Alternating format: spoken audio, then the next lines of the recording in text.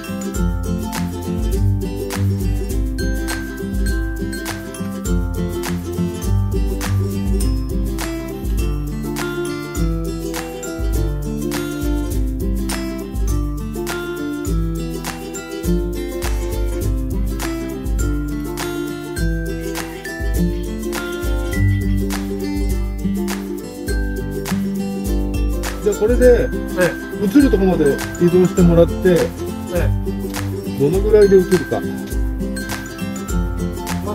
まだあ、ちょっと見えた。半分の1ぐらい。はい、顔がもう映ってる。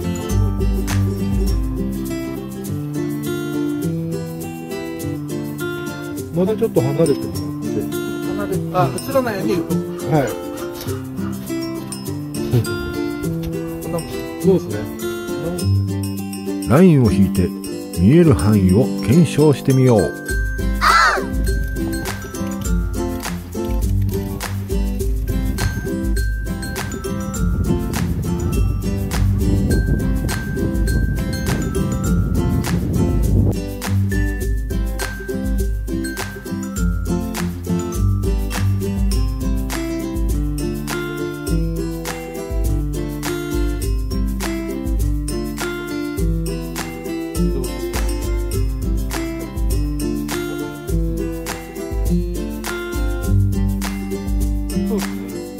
同時に映らないんだけどね。